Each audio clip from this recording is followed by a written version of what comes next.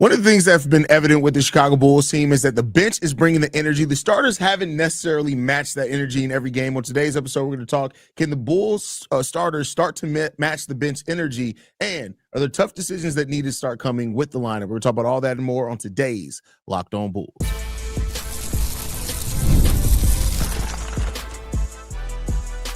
You are Locked On Bulls, your daily Chicago Bulls podcast. Part of the Locked On Podcast Network, your team every day. Thank you for tuning in to Locked On NBA.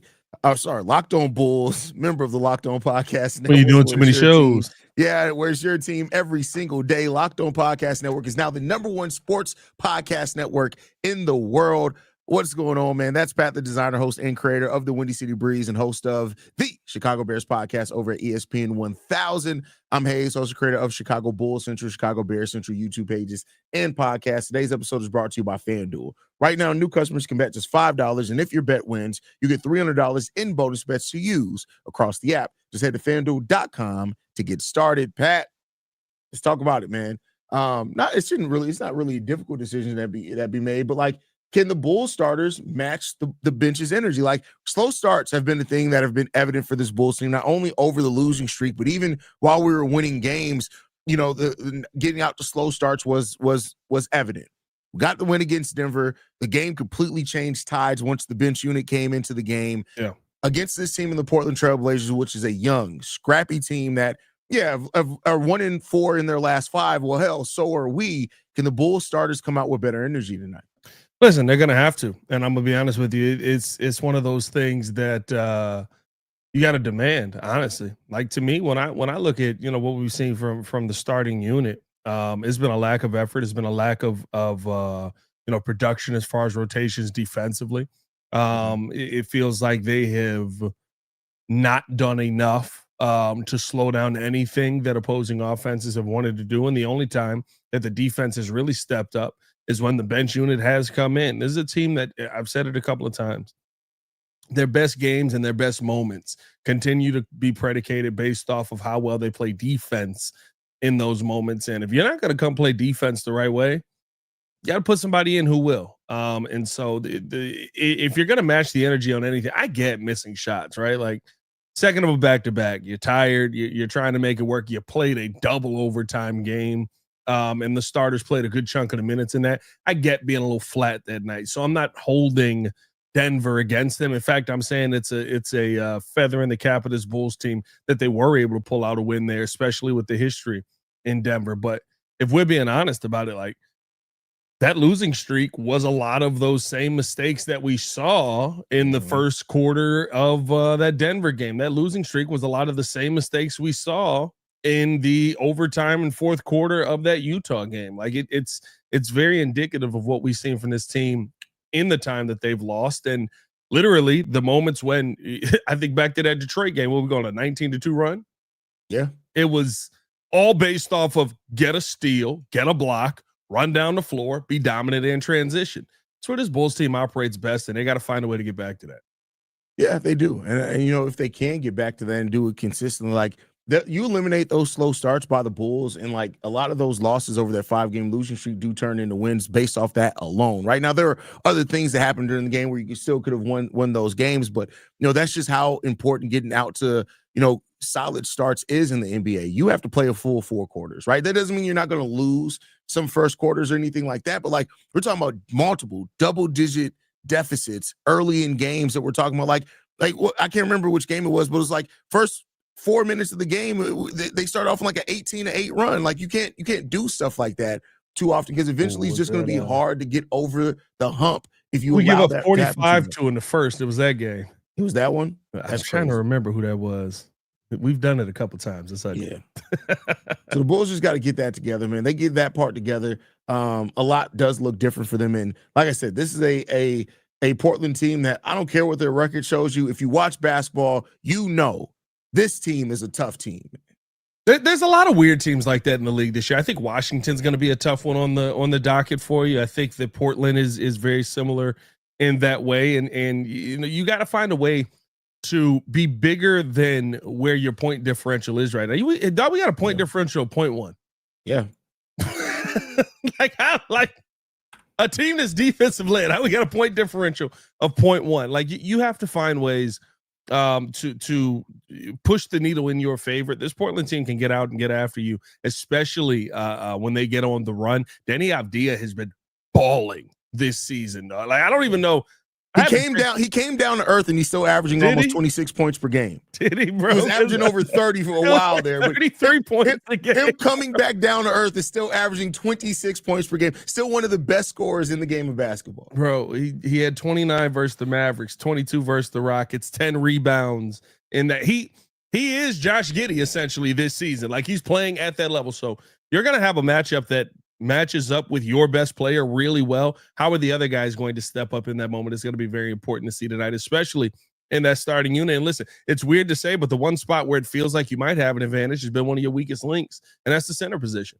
If anybody needs to step up, and listen, we've been talking about Billy Donovan and changing rotations and stuff like that. I would love to see him switch some things up rotationally when it comes to the usage of Nikola Vucevic, depending on how he's playing that day. If he's hot, let him stay out there. If he's not, go to some of your other options, because your other options, by the way, are really young.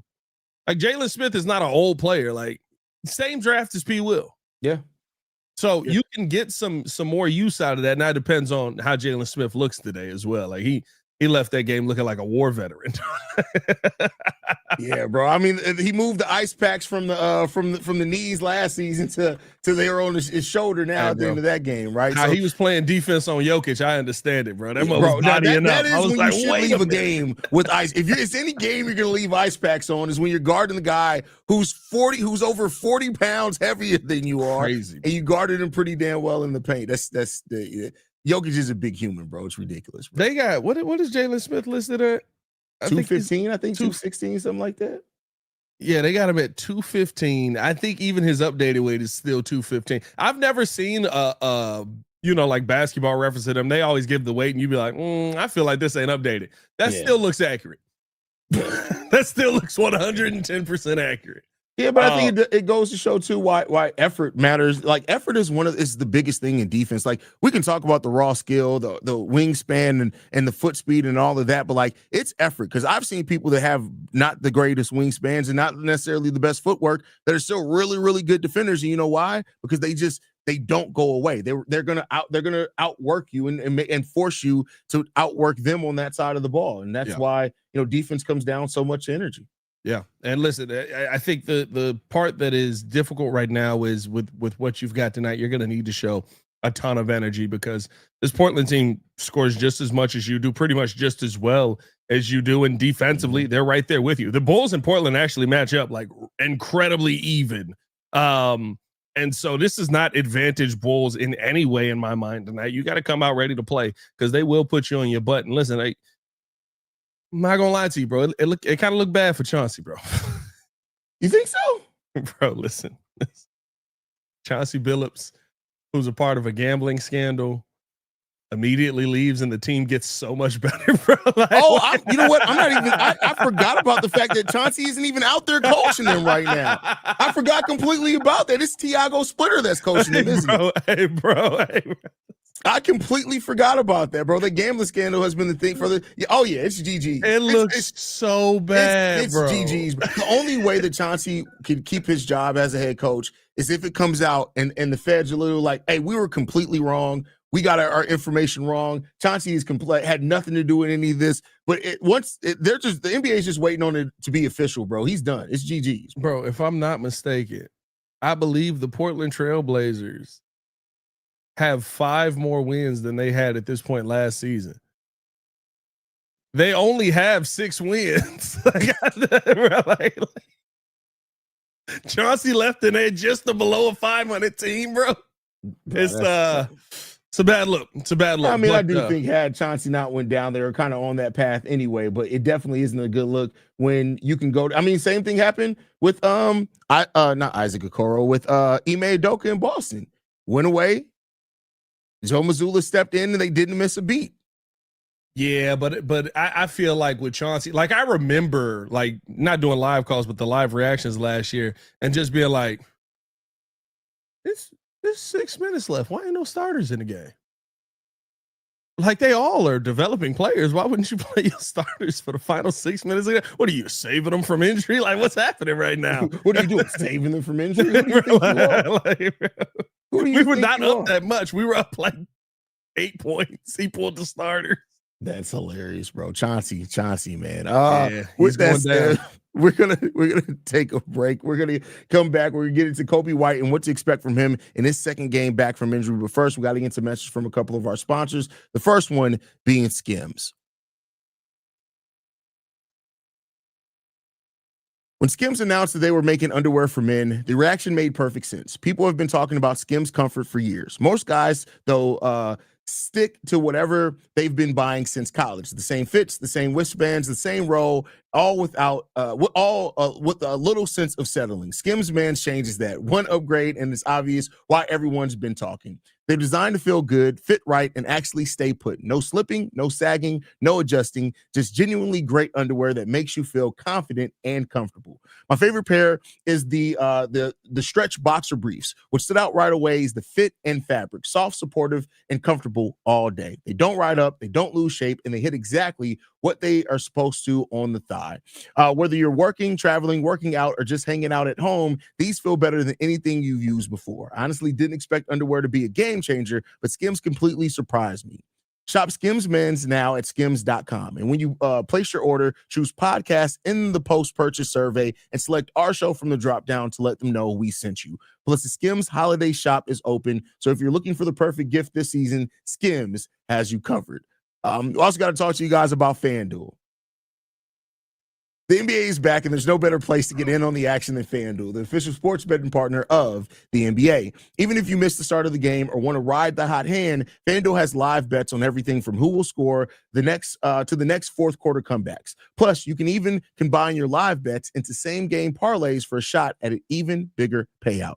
It keeps every game exciting, especially when your team is making that late push. Right now, FanDuel is giving new customers $300 in bonus bets when your first $5 bet wins. So head to FanDuel.com to sign up and play your game with FanDuel, the official sports betting partner of the NBA. More Locked On Bulls coming up next.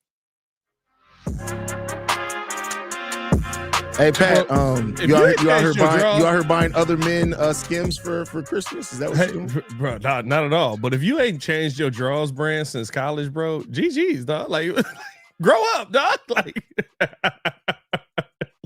bro, yeah, do better for yourself, bro. Are you still wearing people 16 out of a pack draws, bro? People don't want better for themselves, Pat. People are settling out here, bro. I'm not saying like you gotta have some nice draws. Like, you can have your everyday beat up joints, but bro, you ain't got no nice pair of draws. Refute on that. There's no reason for you to be wearing beat up draws as an adult. Buy a new pack. I'm saying like if you buy like a pack of Haize, like them your everyday, you can beat them up and then just go buy another pack. Yeah. But you should have some nice draws past college, bro. Like, you shouldn't be out here 35 years old with the same Haize.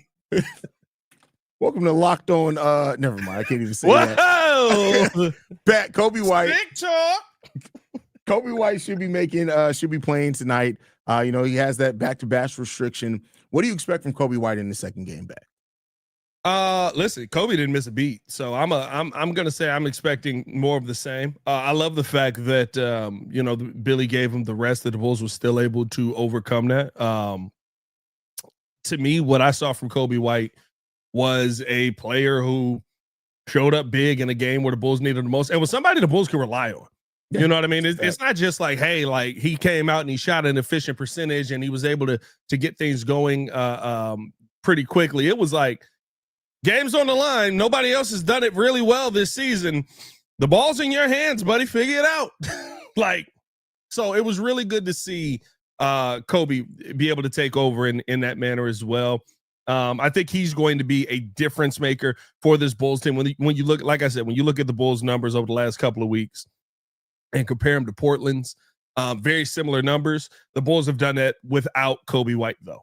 And they've done that for a few games without Josh Giddey in there as well. I think that does change the game. And I think you saw, what I do need to see is Coby definitely looked a little bit lost on the defensive end in that game. And again, I keep saying that's where I feel like this Bulls team is going to figure it out. But to me, he locks in just a little bit and helps the Bulls get back in offensively.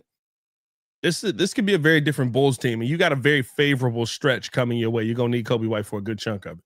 Yeah. I mean, you're going to need Coby White. I think instantly you saw how Coby White provided spacing and all that, and he wasn't even efficient from the 3-point line. That's going to be the thing that I think he has to get his legs back under. But once Coby White gets back efficient from 3-point, like we've seen him do before, watch out. Like this, to have two offensive engines like Josh Giddey and Coby White, and you be able, and like Billy Donovan did last year, he's going to stagger those guys a little bit and stuff like that, which is good. I don't have a problem with that. Once you see that for this team, man, it's going to be, the sky's going to be the limit, bro. Like I think we have not even begun to see how good this team can be offensively. Now it's you can't just go in there and expect, hey, we're going to outscore everybody every night. Like I don't think that's the right mindset for this team. I keep saying it, unless Coby White or Modest Buzelis or Josh Giddey become the superstar that you hope that this team finally has. You have to be focused on every aspect of the game. And we haven't seen that enough from this Bulls over this 5-game losing streak. It's good to see him bounce back yesterday or the other day versus Denver. But even then, you were seeing some of the issues pop up. I think the one thing that on top of that that's maybe a little bit under talked about as well, get now DeSumo back on his bench, right? That bench went from being like a solid bench over the past couple of games to back to being the best bench in basketball. Yeah, I mean, so having both of those back is going to be impactful. The Bulls are averaging the most bench points. I think we're at almost 48 bench points per game right now. We're averaging the most bench points.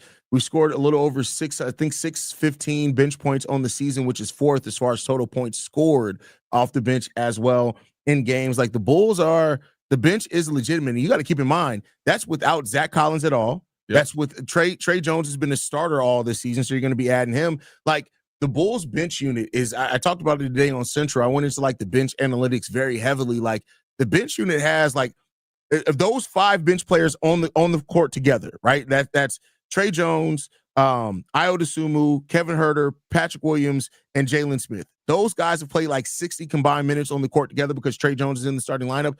But they have like a net rating of plus 48, a defensive rating of 106. Like it's ridiculous what that bench unit looks like it could be this season. Right. And what I love about it is, right, it's the utilization. It feels like defined roles. I don't know if you've noticed this as well, but like to me, Ayo DeSumo clearly the leader of that bench. And when I talked about coming into the season, I felt like Ayo could be a 6 man of the year candidate. I felt like Ayo's goal or job this season is to take over that Alex Caruso role that we had here for so long with him in this season. He's playing 5 less minutes than he played in the season prior because he's coming off the bench. His usage rate is higher, the highest of his career that it's ever been. Like you see the usage of him and how Billy Donovan is saying, this is your unit. Figure out how you want to use it and go out there and ball out. We're going to put you guys in some really good positions. But, when you look at bringing that back, bringing a player like that back into the fold, when you look at adding Coby White into that conversation as well, back into the starting lineup, essentially adding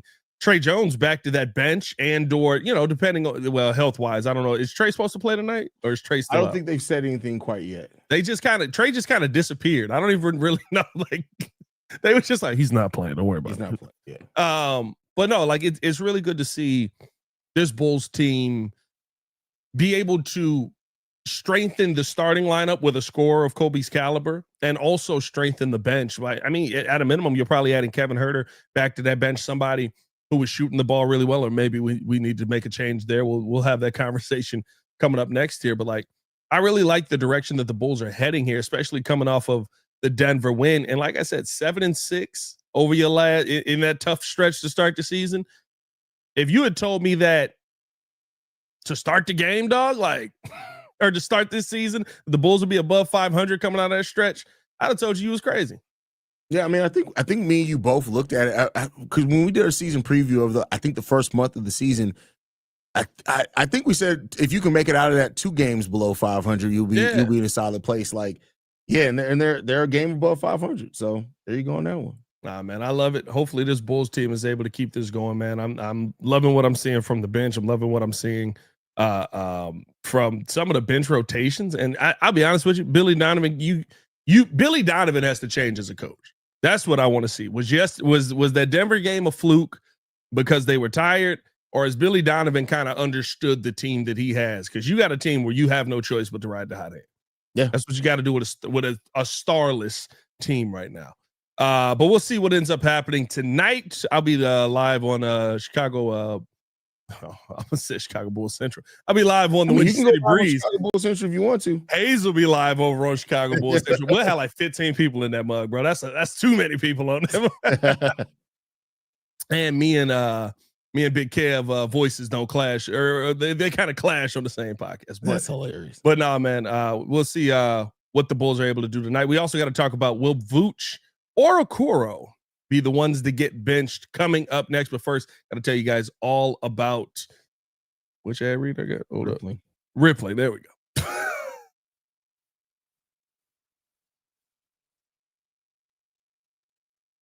If you're a business owner, here's the truth. SaaS promised to make work easier, but now the average company is buried by hundreds of apps that slow down your team and simply do not work together. That's not SaaS, that's sad. Software as a disservice. That's why you need Rippling. Rippling is the unified platform of global HR, payroll, IT, and finance all in one place. They've helped millions of businesses replace a mess of disconnected tools with a system designed to give leaders clarity, speed, and control. Everything from onboarding to payroll to IT access runs automatically and perfectly in sync. It's seriously simple to use and give your company one source of truth for their people, data, and everything they touch. And right now you can get 6 months free when you go to rippling.com/LockedOnNBA. That's rippling.com/LockedOnNBA. That's rippling.com/LockedOnNBA for 6 months free. More Locked On Bulls coming up next. All right, Pat, before we get up out of here, bro, we got to talk about it. There are two things right now in the Bulls starting lineup that's been talked about a lot in the Bulls community. That's Nikola Vucevic, of course, his slide. We've talked about that a little bit. Isaac Okoro, not quite giving the Bulls what you expect from a defensive specialist player. Like, for a player that's mainly a defensive specialist, our defensive rating is technically better when he's off the court. Our net rating is better when he's off the court. And we already knew the offensive rating was going to be better when he's off the court. I know that it's not coming anytime soon, right? I think they're going to wait to see what happens when Coby gets back, and I understand that. But can you see anything in which either Isaac Okoro or Nikola Vucevic's role is changed between now and, let's say, the All-Star break? Listen, I think you have to. You're not seeing the same level of production out of Isaac Okoro that we've seen in years past from him. Nikola Vucevic has been down to start the season completely. Now, I will say this about Vooch, and I think a lot of people, I would say you need to go with what's best for the team now. Vooch looks old. Like, that's the biggest difference from now. I know Vooch is a slow starter, though. This is the slowest start I've ever seen him have. I mean, but he started off hot. That's the concern, is that he actually didn't start off the season. The 6 games were hot. Yeah. Now you got 6 games of cold. You got a couple of game-saving moments. We'll see what kind of ends up happening. I don't know if I would be as quick to pull the plug on Vooch as I would on Okoro, because there is a history of Vooch going, all right, now I got my sea legs under me. Now I'm feeling it. Because where Vooch was hottest at was from shooting the 3-ball early on as well, right? He was going ballistic to start the season. So, like, I feel like, you know, I can understand giving Vooch more time. Do I think it's time to maybe make that move? Yeah, he look old, bro. When he fell down the other day, I was like, oh, somebody get old Yeller out there, man. Just throw a treat the other way and tell him look out at the sunset while you put him down. But dog, with Isaac Okoro, like, all I need you for is defense. And you're not playing that very well. I need you literally to be a point of attack defender, turn guys away, play the passing lanes. Let me ask you this question. Do you think, and me, you talked about this a little bit on the phone, not on the show, but like, do you think we could see better from Isaac Okoro if Billy Donovan realizes he's not this guy that you can switch on to power forwards and centers like you could Lonzo Ball? Let's keep him guarding guards and wings, and let's stay there, because I think where we've seen Isaac Okoro look the worst at is when he's guarding players like Laurie and when he's guarding players like Paolo, Franz, like these players that just have so much of a size event. Like, say what you, I know he's our starting 3, but he's 6'4.5". Is that, do you think that change can help us get better out of Isaac Okoro? The tough part about it is you're going off a skill set that's in the game because no one else is stepping up in that manner. When I rewatched that Utah game, it seemed like the hope was that Modest would be able to play Lowry. Mm-hmm. He could not At all.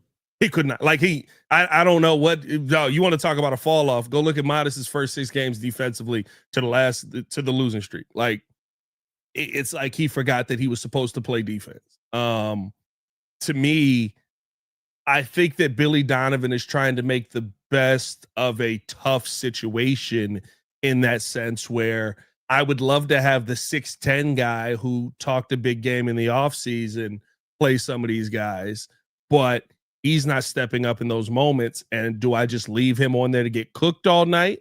Or do I put somebody on there who actually does have some defensive skill set? Now, the one thing that me and you talked about on the phone that I think may be interesting and you may have to have a conversation on in those situations, I do like that you're still bringing him off the bench, but he may have to start getting some 6-man minutes or at least in that range. Is it time to just say, keep P. Will in his role, but he need to play a lot more because at least he does have the wingspan. At least he does have the size and the length to match up with some of those power forwards. Yeah, I mean, and that's the interesting conversation around Vooch too, right? Like I don't think Vooch is going to get benched, which we talked about yesterday. I do think you can run a situation where he's playing maybe from 32 down to like 25 minutes a game if Jalen Smith's cooking. Same thing with Isaac Okoro and P. Will. Like Isaac may be the starter, but it may be a situation where it does need to be Herter in some situations. It does need to be P. Will in some situations closing, depending on what you need between offense and defense, because Okoro just isn't giving that to you. He's not giving it to you. Yeah, it's weird to say that I'm calling for P. Will to get more minutes here, but like what Pat has done in his role, like I almost feel like there's a real conversation to say he actually needs to be inserted back into the starting lineup. The biggest problem is I don't want that role to change because he's finally found a role that he's comfortable in. Yeah. Like it's almost like I don't want to give Patrick Williams more responsibility because he's finally gotten to the point where he's overachieving at the responsibility that we've given him. And if you get Patrick Williams is doing exactly what Billy Donovan wants Isaac Okoro to do. He's knocking down the 3 ball well. What's he shooting on the season from 3? Patrick Williams right now is shooting. Give me a sec. He's shooting 40% from the 3-point line. He's playing some really, really good defense. Yes, he's only averaging 8 points a game in 21 minutes. I feel like he's being more aggressive. I know he's averaging less, but I do feel like he's being more aggressive going to the boards, at least trying to get down there on the boards, and is being more aggressive in a box out role. It's weird to say, but like he's doing everything Okoro's asking. Would changing him back into the starting lineup be that big of a difference? Yeah, I mean, and some of it, do you think any of it is optics, Pat? Do you think there's some optics that are keeping them from wanting to go with P. Will in the starting lineup just because of the disappointment that's been around there for him before and expectations? No, I don't think being in the starting lineup or not, because I think most people have accepted what P. Will is. Nobody's looking for him to be the 4th overall pick anymore. If you are, you're an idiot. TBO is probably the only person. Yeah, idiot. That's it. Like if he's gonna live up this potential. Shut up. That's stupid. Like it's over with. You know what I mean? Like let it go. It's okay. We're seeing players develop late every day. Shut up. Tired of y'all. Like let it go. But what I will say on that conversation is if you put him back in the starting lineup with the expectations you have for Isaac Okoro, does he overachieve those expectations? Probably. That's fair. So that's where you have to measure it. Are there going to be idiots out there? Yeah, there's an idiot every day. I mean, people stupid every day, B. People stupid every day. I bet you he ain't changed his draw since college. Anything left, Pat, before we get up out of here, bro? Nah, man. Follow us on everything at Locked On Bulls. You can follow me on everything at Pat the Designer. We gonna live after this game, bro. This game started 9 o'clock. Here's what I'll tell you, bro. You can go live while I'm live on Central. You ain't gotta wait on me. We can just get it done. Depending on how the game go. Depending on how the game go, bro. If we get beat by Portland, I ain't gonna lie to you. Y'all ain't gonna see us tonight. You guys can follow me at CEO Haize. Locked On Bulls is free and available on every podcasting app and platform of your choice, as well as YouTube, the Odyssey app, Amazon Fire TV, Roku TV, Fubo TV. Basically, anywhere you want to see us, you can get it. We'll catch you guys bright and early. Maybe tomorrow, maybe late today. Either way, it's going to be bright and early tomorrow, technically. It's going to be early no matter what. No this matter game is what. not. They better not go to overtime. I'm telling you right now, they go to overtime, you definitely not seeing us. GG's. 9 o'clock game.